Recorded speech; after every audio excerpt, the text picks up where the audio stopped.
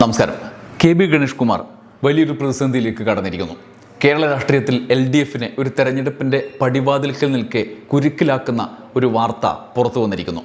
10 വർഷം മുമ്പ് ഉമ്മൻചാണ്ടി സർക്കാരിൻ്റെ അവസാന കാലത്ത് സമാനമായ സാഹചര്യത്തെ ഇതേ കെ.ബി. ഗണേഷ് കുമാർ നേരിട്ടിരുന്നു. അന്ന് അദ്ദേഹത്തിൻ്റെ മുൻ ഭാര്യ, അന്നത്തെ പങ്കാളിയുമായിട്ടുള്ള സംഘർഷത്തെക്കുറിച്ച് മംഗളം പത്രത്തിൽ വന്ന പേര് വയ്ക്കാത്ത വാർത്ത, അതിനെ തുടർന്ന് PC ജോർജ് ചൂണ്ടിക്കാണിക്കുന്നു അത് ഗണേശനാണ് എന്ന് പറഞ്ഞ്. സ്വന്തം ഭാര്യയുമായുള്ള തർക്കത്തിനിടയിൽ അടിയേറ്റ ഗണേശൻ്റെ ചിത്രങ്ങളടക്കം വന്ന മംഗളം പത്രത്തിലെ വാർത്ത. ഇന്നിപ്പോൾ 10ലധികം വർഷങ്ങൾ പൂർത്തിയാകുമ്പോൾ അതിനുശേഷമുള്ള മറ്റൊരു നിയമസഭാ തെരഞ്ഞെടുപ്പിന് തൊട്ടു മുമ്പ് പടിവാതിൽക്കൽ നിൽക്കെ ഗണേഷ് കുമാറിനെതിരെ മറ്റൊരു വാർത്ത മാതൃഭൂമി അടിക്കുന്നു. മാതൃഭൂമിയിൽ ബിജു പങ്കജ് വാർത്തയടിക്കുന്നു. അന്ന് നാരായണൻ്റെ വാർത്തയായിരുന്നു മംഗളത്തിൽ. അന്ന് അദ്ദേഹം പിന്നീട് അതിൻ്റെ തുടർച്ചയായി രാജിവെക്കുന്ന സാഹചര്യം വരെ ഉണ്ടായിരുന്നു. അന്ന് തെരഞ്ഞെടുപ്പിലേക്ക് കടക്കുന്നതിന് മുമ്പ് കുറച്ച് ഗ്യാപ്പൊക്കെ ഉണ്ടായിരുന്നു. ഇന്നിപ്പോൾ ഗ്യാപ്പൊന്നുമില്ല. LDFന് അതിനെ പ്രതിരോധിക്കാനുള്ള സമയം കിട്ടുന്നതിന് മുമ്പ് തന്നെ ഗണേഷ് കുമാറിനെതിരെ ആരോപണം വന്നു. ഗണേഷ് കുമാർ അത് ആദ്യം നിഷേധിക്കുന്നു. ആദ്യം പേരില്ലാത്ത ഒരു ആരോപണം ബിജു പങ്കജിൻ്റെ വാർത്തയിലൂടെ വരുന്നു. പിന്നീട് ഗണേഷ് കുമാർ നിഷേധിക്കുന്നു. എന്നാൽ അതിനുശേഷം അവരുമായി ഏഷ്യാനെറ്റ് ന്യൂസ് സംസാരിക്കുന്നുണ്ട്. ഏഷ്യാനെറ്റ് ന്യൂസിൽ അവർ സംഭവം സ്ഥിരീകരിച്ചു. KG കമലേഷുമായിട്ടുള്ള ടെലിഫോൺ സംഭാഷണത്തിൽ അവർ ഗുരുതരമായ ചില കാര്യങ്ങൾ ഉന്നയിക്കുന്നുണ്ട്. ഈ സാഹചര്യം LDFനെ സംബന്ധിച്ച് ഇതിനെ പ്രതിരോധിക്കുക എന്ന് പറയുന്നത് ഈ നിർണായക സമയത്ത് വലിയ ബുദ്ധിമുട്ടുള്ള കാര്യം തന്നെയാണ്. CPMൻ്റെ നിലവിലെ തെരഞ്ഞെടുപ്പ് പ്രചരണ സമീപനത്തിൽ വലിയ മേൽക്കൈ അവർ നേടിയിരിക്കുന്നൊരു സാഹചര്യത്തിലാണ് അപ്രതീക്ഷിതമായി ഇത്രയും വലിയൊരു ആഘാതം അവരെ സംബന്ധിച്ച് ഉണ്ടായിരിക്കുന്നത്. നമുക്ക് അതുമായി ബന്ധപ്പെട്ട സാഹചര്യങ്ങൾ ആണ് ഈ വീഡിയോയിൽ സംസാരിക്കാം എന്ന് വിചാരിച്ചു വന്നത്.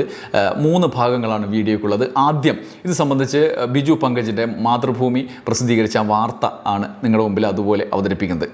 റിപ്പോർട്ട് ഇങ്ങനെയാണ്: ഗതാഗത വകുപ്പ് മന്ത്രി കെ.ബി. ഗണേഷ് കുമാറിനെതിരെ ഗുരുതര ആരോപണം. ഗണേഷ് കുമാറിനെ കാണാൻ പാടില്ലാത്ത സാഹചര്യത്തിൽ കണ്ടുവെന്നും ഇതിൻ്റെ എല്ലാം ഫോട്ടോകൾ എടുത്ത ഭാര്യയെ ഗണേഷിൻ്റെ സന്തത സഹചാരികൾ തടഞ്ഞുവെച്ച് മൊബൈൽ ഫോൺ കൈക്കലാക്കാൻ ശ്രമിച്ചുവെന്നും പോലീസ് സംഭവസ്ഥലത്തെത്തിയെങ്കിലും ഇടപെടാതെ പിൻവാങ്ങുകയായിരുന്നുവെന്നും ആരോപണമുണ്ട്. ശനിയാഴ്ച ഉച്ചയ്ക്ക് 2 മണിയോടെയാണ് സംഭവം. വാളകത്തെ കുടുംബ വീട്ടിൽ മുന്നറിയിപ്പില്ലാതെ എത്തിയ ഭാര്യ ഗണേഷിനെ കാണാൻ പാടില്ലാത്ത സാഹചര്യത്തിൽ കാണുകയായിരുന്നു. മുൻ DGP R. ശ്രീലേഖയുടെ ഭർത്താവിൻ്റെ സഹോദരിയായ ഭാര്യ ഉടനെ അവരുമായി ബന്ധപ്പെട്ടു. നടന്ന കാര്യങ്ങളെക്കുറിച്ച് ശ്രീലേഖയെ ധരിപ്പിച്ചപ്പോൾ സുരക്ഷയ്ക്കായി സർക്കാർ ഏർപ്പെടുത്തിയ 112 ടോൾ ഫ്രീ നമ്പറിൽ വിളിച്ച് സഹായം തേടാനാണ് ശ്രീലേഖ ഉപദേശിച്ചത്. ഇതുപ്രകാരം തിരുവനന്തപുരത്തെ പോലീസ് ഹെഡ്ക്വാർട്ടേഴ്സിൽ കൈകാര്യം ചെയ്യുന്ന 112 നമ്പറിൽ ബന്ധപ്പെട്ട ഭാര്യ താൻ ആരാണെന്നും കാര്യത്തിൻ്റെ ഗൗരവാവസ്ഥ എന്താണെന്നും പോലീസിനെ അറിയിച്ചു. താമസിയാതെ സ്ഥലത്തെത്തിയ പോലീസ് സംഭവത്തിൽ ഇടപെടാതെ പിൻവാങ്ങുകയായിരുന്നു. വീട്ടിൽ തിരിച്ചു കയറിയ ഇവർ വീണ്ടും ഫോട്ടോകൾ എടുത്തു. ഭാര്യയിൽ നിന്ന് മൊബൈൽ കൈക്കലാക്കാൻ സഹായികളായ പ്രദീപിനോടും ശാന്തനോടും നിർദ്ദേശം നൽകുകയായിരുന്നു മന്ത്രി ചെയ്തത് എന്നാണ് ആരോപണം.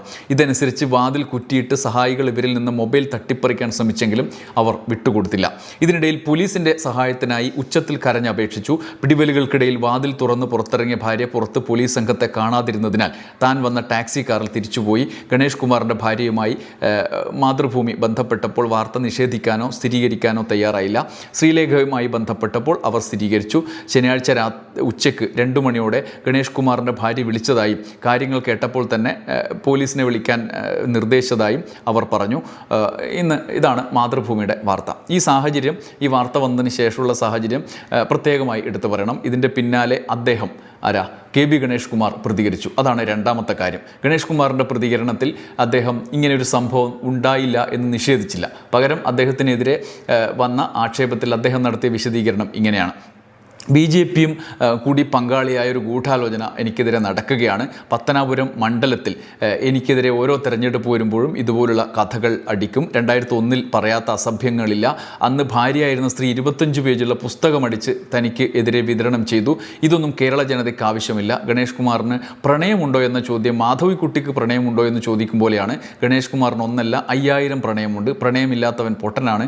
അവന് തലയ്ക്ക് എന്തെങ്കിലും അസുഖം കാണും. നെഹ്റുവിന് പ്രണയമുണ്ടായിരുന്നു, വാജ്പേയിക്ക് പ്രണയമുണ്ടായിരുന്നു, രാജീവ് ഗാന്ധി പ്രണയിച്ചല്ലേ കല്യാണം കഴിച്ചത് എന്ന് പറഞ്ഞ് അദ്ദേഹം ഇതിനെ, അതായത് ഇതൊരു ഫാമിലി, 2 വ്യക്തികൾ തമ്മിലുള്ള പ്രശ്നമാണ് എന്ന് വരുത്തി തീർത്ത് പ്രതിരോധിക്കുകയാണ് അദ്ദേഹത്തിൻ്റെ പ്രതികരണത്തിൽ ചെയ്തത്. അപ്പോഴും ഇത് സ്ഥിരീകരണം വന്നിട്ടില്ല. മാതൃഭൂമിയുടെ വാർത്തയ്ക്ക് പിന്നാലെ മറ്റൊരു പ്രതികരണം വന്നിരുന്നില്ല. പിന്നീട് ശ്രീലേഖ ഇതിൽ ഇടപെട്ടു എന്ന് പറഞ്ഞ് ശ്രീലേഖയ്ക്കെതിരെ രാഷ്ട്രീയമായ ആക്ഷേപവും അദ്ദേഹം ഉന്നയിച്ചു. ഇതാണ് രണ്ടാമത്തെ കാര്യം. മൂന്നാമത്തേതാണ് ഏറ്റവും നിർണായകമായ, ഏറ്റവും പ്രധാനപ്പെട്ട CPM-നെയും LDF-നെയും ഈ തെരഞ്ഞെടുപ്പ് പ്രചരണത്തിൽ കുരുക്കിലാക്കാൻ പോകുന്ന, അവർ യുക്തിപരമായ നടപടികൾ സ്വീകരിച്ചാൽ മറികടക്കാൻ കഴിയുമെങ്കിൽ പോലും നിലവിലെ സാഹചര്യത്തിൽ LDF-നെ പ്രതിരോധത്തിലാക്കാൻ പോകുന്ന വലിയൊരു പ്രതികരണം വന്നത് അദ്ദേഹത്തിൻ്റെ ഭാര്യയുടെ പ്രതികരണമാണ്.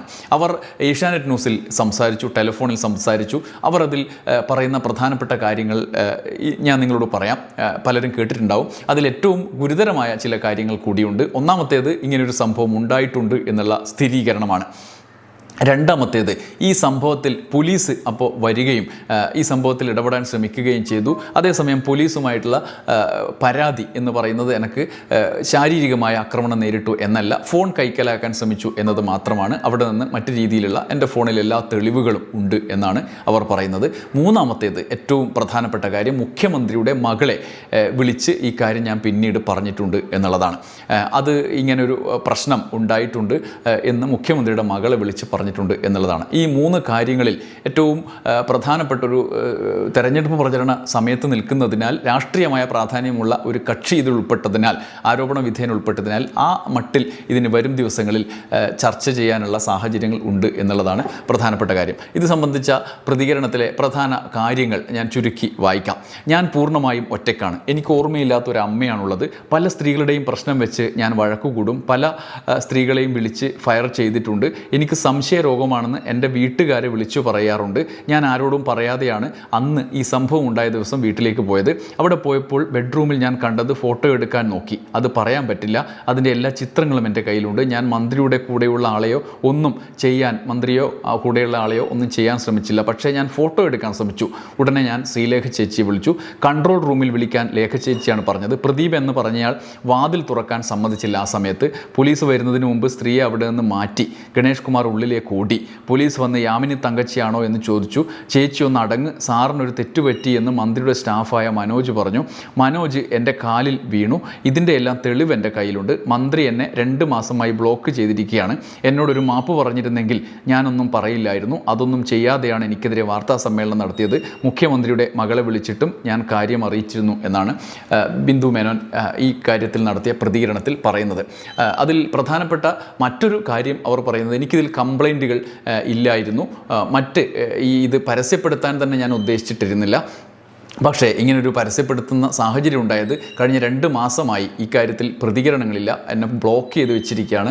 ഈ കാര്യത്തിൽ ഒരു അപ്പോളജി പോലും പറയാൻ അയാൾ തയ്യാറായില്ല എന്നാണ് ഭാര്യ പറയുന്നത്. ഈ സാഹചര്യം ആണ് നമ്മൾ ഇപ്പോൾ കണ്ടുകൊണ്ടിരിക്കുന്നത്. കേരള രാഷ്ട്രീയത്തിൽ ഗണേഷ് കുമാറിനെതിരെ കടുത്ത രാഷ്ട്രീയ ആക്രമണത്തിന് കോൺഗ്രസ് തന്നെ കോപ്പുകൂട്ടുന്ന ഒരു സമയത്ത് കൂടി ഇങ്ങനൊരു ആയുധം ഒരർത്ഥത്തിൽ കേട്ടു നിൽക്കുമ്പം ഗണേഷ് തന്നെ ഉണ്ടാക്കിയെടുത്തു എന്ന് വേണം പറയാൻ. ആ മട്ടിലുള്ള ഒരു ഇഷ്യൂവിനെ കൈകാര്യം ചെയ്ത കാര്യമാണ് ഇപ്പോൾ പറഞ്ഞ് വരുമ്പോൾ നമുക്ക് മുന്നിലേക്ക് വരുന്നത്. പക്ഷേ അതിനൊക്കെ അപ്പുറത്ത് ഈ കംപ്ലൈൻറ്റ് ഒരു ഗുരുതരമായ ക്രിമിനൽ പ്രൊസീജിയേഴ്സിന് വിധേയമാക്കപ്പെടുന്ന മട്ടിലേക്ക് മാറ്റാനുള്ള എല്ലാ കാര്യങ്ങളും ഉള്ള ഒരു കംപ്ലൈൻ്റ് ആയിട്ട് വേണം കരുതാൻ. അവർ ഔദ്യോഗികമായി ഒരു പരാതിക്ക് നിൽക്കുന്നില്ല എന്ന് വേണം അവരുടെ പ്രതികരണത്തിൽ നിന്ന് മനസ്സിലാക്കാൻ. പക്ഷേ അതിൻ്റെ പിന്നാലെ ഇത് സംബന്ധിച്ച് ഇവർ പോലീസിനെ ബന്ധപ്പെട്ടു എന്നുള്ളതിൻ്റെ അടിസ്ഥാനത്തിൽ യൂത്ത് കോൺഗ്രസ് പരാതിയുമായി രംഗത്ത് വന്നിട്ടുണ്ട്. ഗണേഷ് കുമാറിനും ജീവനക്കാർക്കുമെതിരെ നടപടി ആവശ്യപ്പെട്ട് വിഷയം ആദ്യം സാമൂഹ്യ മാധ്യമങ്ങളിൽ ഉന്നയിച്ചത് KSU സംസ്ഥാന ഉപാധ്യക്ഷൻ MJ യദുകൃഷ്ണനാണ്. സംസ്ഥാന പോലീസ് മേധാവിക്ക് അദ്ദേഹം പരാതി നൽകി. 112-ൽ മന്ത്രിയുടെ ഭാര്യ വിളിച്ച് പരാതിപ്പെട്ടതിനെ തുടർ നടപടി വേണമെന്നും പരാതിയിൽ ആവശ്യപ്പെടുന്നു. ഇന്ന് ഈ ദിവസം തന്നെ രാഹുൽ മാങ്കൂട്ടം മാധ്യമങ്ങൾക്ക് മുന്നിൽ വന്നു. അദ്ദേഹം കഴിഞ്ഞ ദിവസങ്ങളിൽ ഇതുമായി ബന്ധപ്പെട്ട സൂചനകൾ ഫേസ്ബുക്കിൽ പോസ്റ്റ് ചെയ്യുന്നുണ്ടായിരുന്നു. ഇപ്പോൾ യദുകൃഷ്ണൻ, അദ്ദേഹത്തിൻ്റെ വിഭാഗത്തിൽപ്പെട്ട യൂത്ത് കോൺഗ്രസിൽ അദ്ദേഹത്തിനൊപ്പം നിൽക്കുന്ന യദുകൃഷ്ണൻ കംപ്ലൈൻറ്റുമായിട്ടും വന്നു എന്നുള്ള യാഥാർത്ഥ്യമുണ്ട്. ഗണേഷ് കുമാറിനെ രാഹുൽ മാങ്കൂട്ടത്തിനെതിരായ പ്രതികരണം, അദ്ദേഹം പറഞ്ഞതിലുള്ള പ്രതികരണം എന്ന മട്ടിലാണ് ഇന്ന് മാധ്യമങ്ങളെ കണ്ടപ്പോഴും പ്രതികരിച്ചത്. പക്ഷേ അതിൽ രാഹുലുണ്ടോ മറ്റാരെങ്കിലും ഉണ്ടോ എന്നുള്ളതിനപ്പുറത്ത് ഈ പ്രശ്നത്തെ രാഷ്ട്രീയമായി CPM LDF സർക്കാർ എങ്ങനെ നേരിടും എന്നുള്ളത് പ്രധാനപ്പെട്ട കാര്യമാണ്. ഒന്നാമത്തെ കാര്യം നേരത്തെ പറഞ്ഞതുപോലെ ഇതിൽ ക്രൈം ഉണ്ടോ, അത് സംബന്ധിച്ച് IPC നടപടി സ്വീകരിക്കേണ്ടതുണ്ടോ എന്നുള്ളതാണ്. അങ്ങനെ സ്വീകരിച്ചാൽ ഒരു മന്ത്രിയാണ്, മന്ത്രിസഭയിൽ ഇരിക്കുമ്പോഴുണ്ടാവുന്ന സ്വാഭാവികമായ പരിണതിയുണ്ട്. മന്ത്രി രാജിവെക്കുന്നതടക്കമുള്ള ആവശ്യങ്ങൾ ഉയരും, അതിനെങ്ങനെ നേരിടും എന്നുള്ളതാണ് അതുമായി ബന്ധപ്പെട്ടുള്ളത്. രണ്ടാമത്തേത് മുഖ്യമന്ത്രിയുടെ മകളെ വിളിച്ചു എന്നുള്ള അവരുടെ ഒരു പ്രശ്നത്തിലേക്കുള്ള അവരുടെ ഒരു ലീഡ്, അത് എങ്ങനെയാണ് അവർ അതിൽ തന്നെ പറയുന്നുണ്ട്. കംപ്ലൈൻറ്റ് എന്നുള്ള ആൾക്കല്ല, ഇങ്ങനെ ഒരു കാര്യം മന്ത്രിസഭയിൽപ്പെട്ട ഒരാൾ എന്നുള്ള നിലയിൽ അവരുമായി ബന്ധമുള്ള ഒരാൾ കൂടിയായിരിക്കുമല്ലോ, ആ മട്ടിൽ അറിയിച്ചു എന്നുള്ളതാണ്. മുഖ്യമന്ത്രി അറിയിച്ചു എന്നവർ പറഞ്ഞിട്ടുമില്ല. ഈ സാഹചര്യത്തെ എങ്ങനെ നേരിടും എന്നുള്ളതാണ് പ്രത്യേകിച്ചും ഈ സർക്കാരിൻ്റെ പ്രധാനപ്പെട്ട മുദ്രാവാക്യങ്ങളിലൊന്ന് സ്ത്രീ പ്രശ്നങ്ങളോടുള്ള സമീപനത്തെക്കുറിച്ചുള്ള വിശ്വാസയോഗ്യമായ പ്രചരണത്തിലേക്ക് അവർ കടന്നു എന്നുള്ളതാണ്. ആ സാഹചര്യത്തിൽ ഇങ്ങനൊരു കംപ്ലൈൻറ്റ് അത് കുടുംബ കലഹം എന്നുള്ള നിലയിൽ മാത്രം മാറ്റി നിർത്താൻ കഴിയുന്നതല്ല എന്ന് അതിലെ ഒരു കക്ഷി, അതിലെ പരാതിക്കാരി വന്ന് പറയുന്ന സാഹചര്യം ഉണ്ടായതുകൊണ്ട് കൂടി പ്രത്യേകിച്ചും അങ്ങനെ ഒരു പ്രശ്നത്തെ സമീപിക്കേണ്ടത് ഗൗരവതരമായൊരു കാര്യമായി തന്നെയാണ്, അങ്ങനെയായി മാറുകയാണ് എന്നുള്ളതാണ്. ഇനിയിപ്പോൾ ഈ സാഹചര്യം തെരഞ്ഞെടുപ്പിന് മുന്നോടിയായിട്ടുള്ള വലിയ പ്രചരണത്തിലേക്ക് UDFും കോൺഗ്രസും എടുത്തു കഴിഞ്ഞു. യൂത്ത് കോൺഗ്രസിന് അത് വലിയ മുദ്രാവാക്യമാണ്. കാരണം അവരുടെ പ്രധാനപ്പെട്ട നേതാവ് രാഹുൽ മാങ്കൂട്ടം ഇപ്പോഴും ഈ പീഡന കേസുകളുമായി ബന്ധപ്പെട്ട ചോദ്യം ചെയ്യലും മറ്റുമൊക്കെയായി നടക്കുകയാണ്. അപ്പോൾ അതിനെ കൗണ്ടർ ചെയ്യാൻ, അതിനെ സമാനപ്പെടുത്താൻ മറ്റൊരു കേസ്, നേരത്തെ തന്നെ ഗണേഷ് കുമാറിൻ്റെ കേസ് പറഞ്ഞുകൊണ്ട് ഇതിനെ പ്രതിരോധിക്കുന്നുണ്ട് കോൺഗ്രസ്സുകാർ. പക്ഷേ ഇങ്ങനൊരു കേസ് ലൈവായിട്ട് വന്ന സാഹചര്യത്തിൽ അവർ അതിനെ ചേർത്ത് വെച്ചുകൊണ്ട് മുന്നോട്ട് പോകും. അതുകൊണ്ട് ഇതിനെ മറികടക്കുക എന്നുള്ളത് LDFിനെ സംബന്ധിച്ച് തെരഞ്ഞെടുപ്പ് നേരിടുമ്പോൾ പ്രധാനപ്പെട്ട കാര്യമാണ്. അതിന് അടിസ്ഥാനപരമായൊരു പ്രശ്നം എന്ന് പറയുന്നത് കുറച്ച് നാളുകൾക്ക് മുമ്പ് വരെ മറ്റു പല കേസുകളും ചർച്ചകളും ഒക്കെ ഉയർത്തിക്കൊണ്ടുവന്ന് മുന്നോട്ട് കൊണ്ടുപോകുമ്പോഴാണ് LDF ആഗ്രഹിച്ചതുപോലെ വികസന ചർച്ചകളിലേക്ക് 2 ആഴ്ചയായി സംസ്ഥാനത്തിലെ മുഖ്യധാര സമൂഹം കടന്നു വന്നത്. ഇനി വീണ്ടും അതിനെ എങ്ങനെ മറികടക്കും എന്നുള്ളത് UDFിനെ സംബന്ധിച്ചൊരു പ്രതിസന്ധിയുമായിരുന്നു. പക്ഷേ ഗണേഷ് കുമാറിൻ്റെ ഇഷ്യൂ കൂടി വന്നതോടുകൂടി പെട്ടെന്ന് തന്നെ അതിലേക്ക് ജമ്പ് ചെയ്യാനുള്ളൊരു അവസരം അവർക്ക് ലഭിച്ചിരിക്കുന്നു എന്നുള്ളതാണ്. വീണ്ടും LDFിന് വലിയൊരു ടാസ്ക് കൂടി വന്നിരിക്കുന്നു. ഇതിനെ മറികടക്കുക എന്നുള്ളത്, അതിനെ മറികടക്കുക എന്നുള്ളതിന് പൊടിക്കൈകളൊന്നുമില്ല, കൃത്യമായ നടപടികൾ എന്നുള്ളതാണ്. അതിൽ ജനങ്ങൾക്ക് വിശ്വാസയോഗ്യമായൊരു നടപടി എടുക്കുക എന്നുള്ളത് മാത്രമാണ്. എങ്ങനെ അവർ കൈകാര്യം ചെയ്യും എന്ന്, സർക്കാർ എങ്ങനെ കൈകാര്യം ചെയ്യും എന്ന് നമുക്ക് കാത്തിരുന്ന് കാണാം. നന്ദി, നമസ്കാരം.